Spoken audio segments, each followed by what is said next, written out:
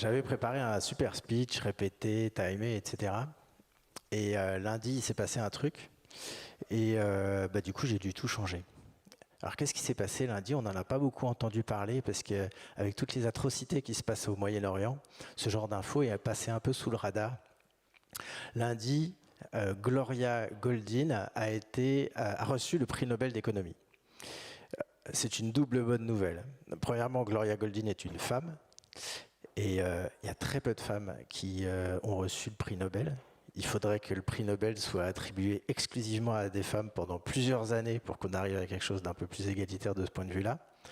Et deuxièmement, Gloria, j'en parle d'elle comme si je la connaissais, je ne la connais pas. Elle est économiste et elle a travaillé spécifiquement sur un sujet pendant toute sa vie. Elle a cherché à relier des données économiques avec les problématiques d'égalité entre les hommes et les femmes. Par exemple, elle a réussi à démontrer de façon éclatante le lien direct qu'il y a entre la disponibilité de la contraception pour les jeunes femmes et le taux de ces mêmes jeunes femmes à l'université et en études supérieures. En gros, plus vous facilitez l'accès à la contraception, plus les jeunes femmes accèdent aux études supérieures. Mais le corps de son travail, c'est d'expliquer, de chercher à expliquer les différences de salaire entre les hommes et les femmes. Et c'est assez costaud, je ne vais pas rentrer dans le détail, mais de base, et ce qu'elle démontre aux États-Unis, on le sait ailleurs, c'est que les hommes et les femmes, les jeunes femmes, quand ils rentrent dans la vie active, ils démarrent à peu près au même niveau de salaire, à poste égal, à industrie égale. Et leur salaire augmente avec l'expérience, et il y a un moment, ça décroche. Il y a un moment où les hommes continuent de gagner, et même un peu plus vite qu'avant, et les femmes, la courbe s'aplatit. Ce moment, c'est entre 25 et 30 ans. C'est l'âge du premier enfant. Alors pourquoi je suis ici, en train de vous parler de Gloria Goldin? Je suis ici parce qu'il y a 10 ans, j'ai découvert le féminisme un peu par hasard. J'ai débarqué dans un compte, sur un groupe Facebook de féministes intersectionnels. Et alors les féministes intersectionnelles, c'est des féministes, des femmes souvent très érudites, qui échangent sur beaucoup de mécaniques de domination et qui prennent en compte non seulement les dominations de genre, mais aussi les enjeux de race, d'âge, de préférence sexuelle, d'identité sexuelle, de maladie, de handicap, etc. Donc elles abordent vraiment l'ensemble du scope.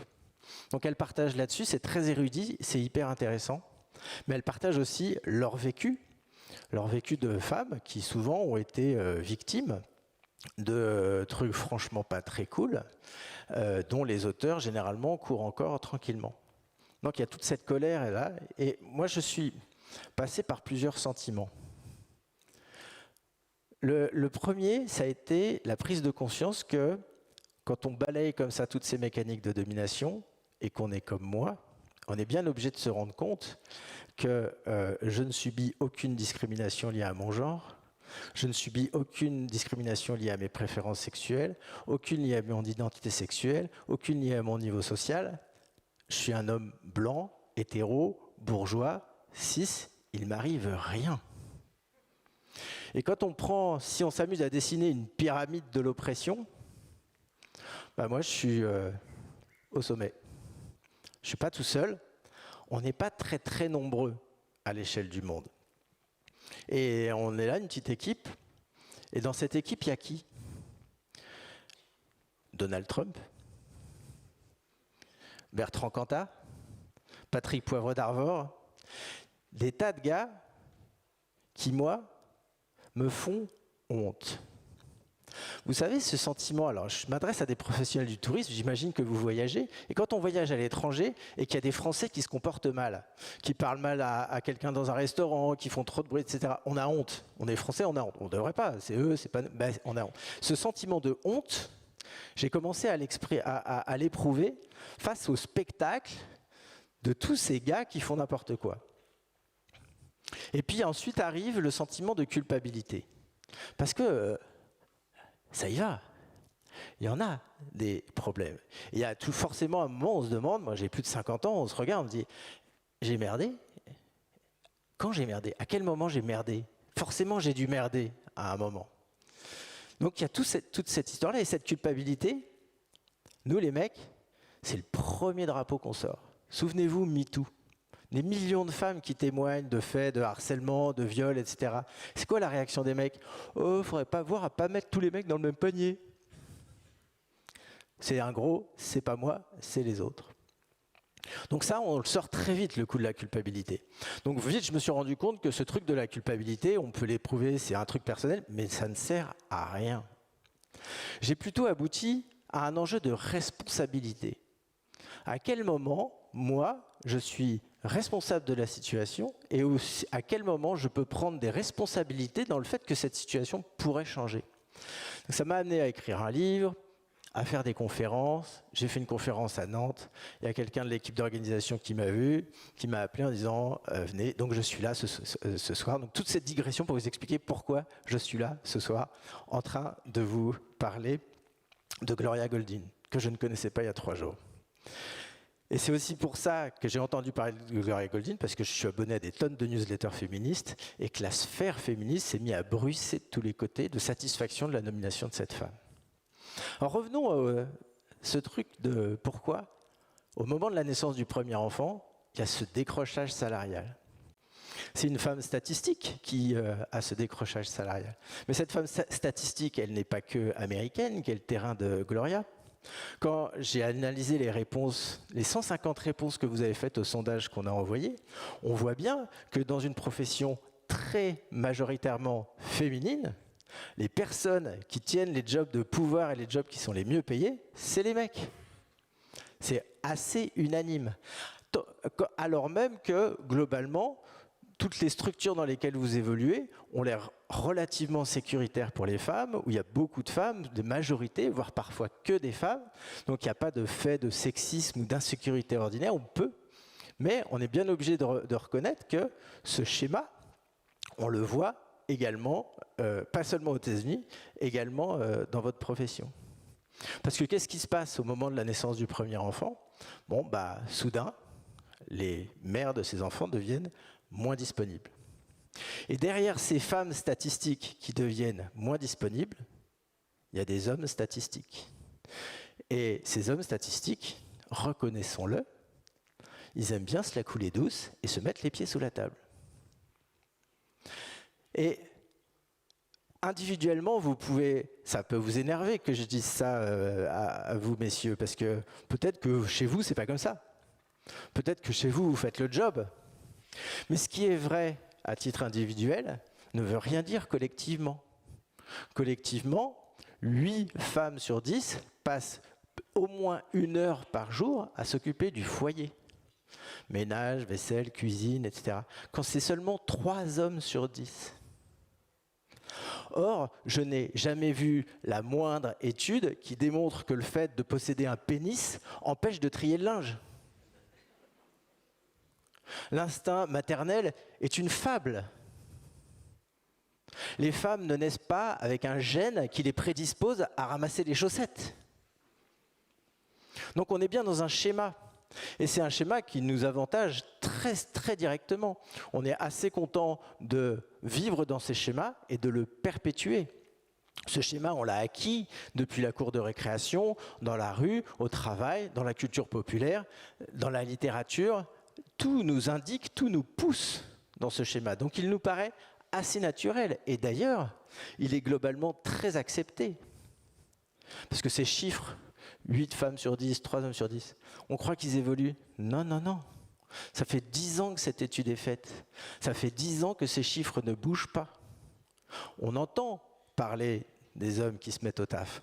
Mais dans les chiffres, ça ne bouge pas. Mais il n'y a pas que les tâches ménagères. Il y a plus grave. 2 femmes sur 10 ont subi au moins une fois dans leur vie une agression sexuelle. 4 femmes sur 8 ont subi au moins une fois dans leur vie des violences physiques au sein de leur couple. 1 femme sur 8 a subi au moins une fois dans sa vie un viol. Ça fait des millions de victimes, mais réfléchissons un peu. Est-ce que c'est un gars qui a fait tout ça? Est-ce que c'est 10? Est-ce que c'est 1000? Non, non. C'est des millions de gars qui ont fait ça.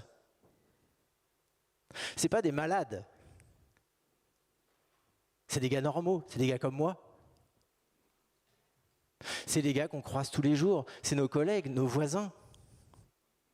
C'est les gars avec qui on joue au foot, c'est les gars avec qui on prend une bière, c'est peut-être notre père, c'est peut-être notre frère.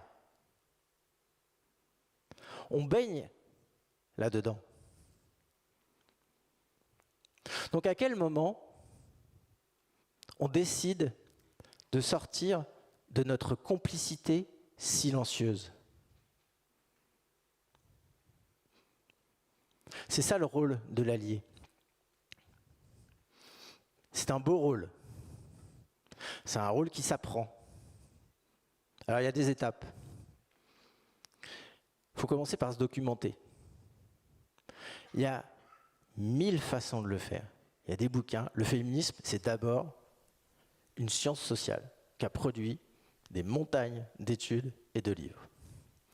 Il y a des podcasts, il y a des émissions de radio, il y a des films, il y a ma newsletter Héraclès, il y a plein de trucs. Il y a des vidéos, il y a des TikTok, il y a plein de trucs. On ne peut pas dire qu'on n'a pas accès à cette information. Première étape.